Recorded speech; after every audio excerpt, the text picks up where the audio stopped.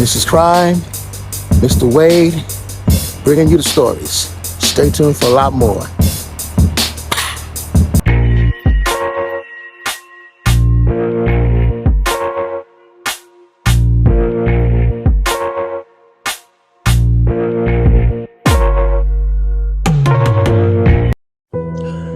I was taking a drive along the coast. I was clearing my head of complete nonsense and reevaluating my ways to make a better life for myself. Mental thoughts of suicide, mental thoughts of harming myself cross my mind sometimes. Is it because of what I do for a living, or is it because I'm weak? It's nice to actually drive up to the shore, to the coast, to see the beautiful water, to hear the waves crashing, to see people out in the cold water having fun. Back about an hour into my drive, I stopped at a gas station. I walked in and I seen some snacks. I bought them. I seen a soda. I bought them. I also seen a newspaper. I looked at the headlines, and the headline of the paper read this: Randall Woodfield captured. So he was captured. Finally, I heard about this guy they called the I-5 killer, the I-5 bandit. He was finally captured. Wow. It went on to state that he was apprehended March 7th, 1981, which is about a few days ago. And this guy was very, very deep. I continue on my journey. I continue to drive. And a lot of things cross my mind about things of positivity and things of negativity. As I drive, I see a bar up the road.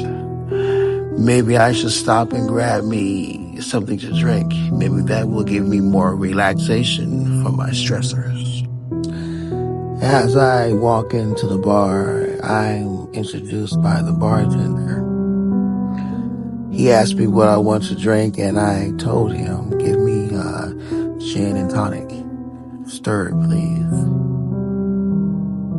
As I'm drinking my drink, I look to my left and I see a group of individuals speaking. They were talking very loudly and laughing about something. So I zoned in so I can hear the conversation. Apparently, they are abreast of the news, the recent news article of Mr. Randall Woodfield. They're happy, but they're yet throwing jokes about the man, saying that about time he was captured. And I agree, it's about time that he was captured. And I listened a little harder, and I heard them talking about one of his victims and about something about his or her graves. Apparently, one of the victims' graves is buried in a small cemetery out back by a cottage. I'm hearing that it's no more than about maybe 10 graves max. And they said she is out there, and there is a shovel that is stuck in the ground right next to her headstone. So I became very curious about why there was a small shovel stuck in the ground next to her headstone. So I walked over to the guy and began conversation about the shovel. He goes on to tell me that the cemetery that she is placed in, that the shovel means that at a certain time that she will come back to life, and her family is hoping and wishing that she does return.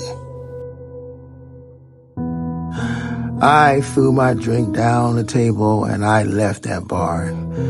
There's a bunch of wackos in here thinking that somebody that's actually been murdered or killed, that they have a right to come back to life.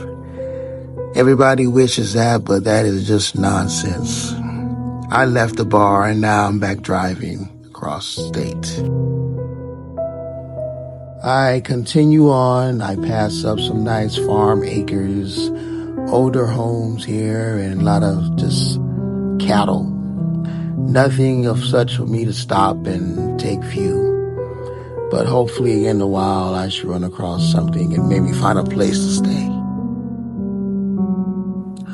I've been driving for quite some time, and by the newspaper they said that there would be a house up here that may have a room for rent. Maybe something for overnight stay, and then I can continue my journey in the morning.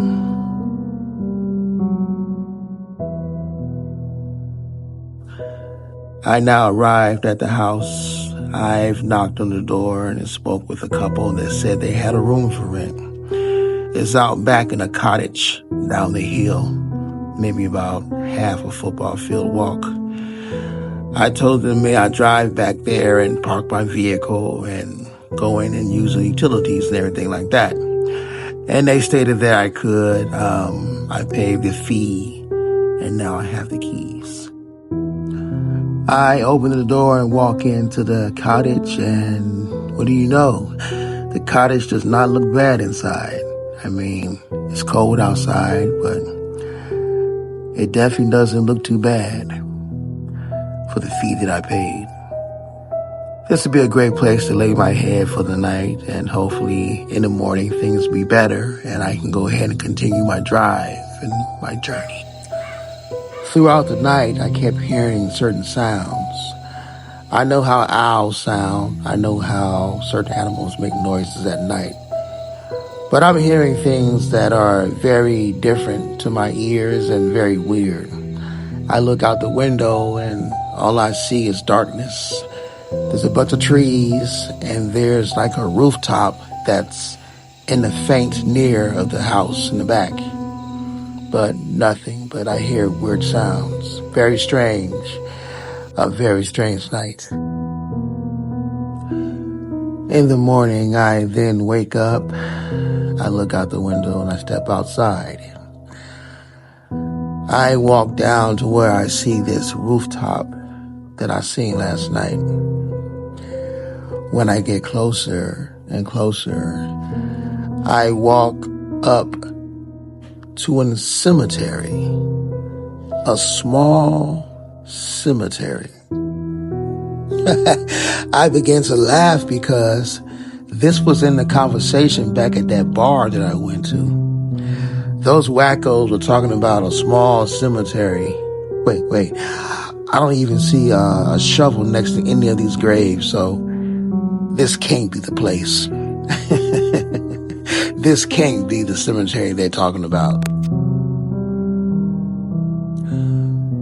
Well, after looking for this so-called shovel, and I count about 10 headstones out here, even though it fits the exact same image and description as they told me, those bunch of wackos back there, they have no idea what they're talking about.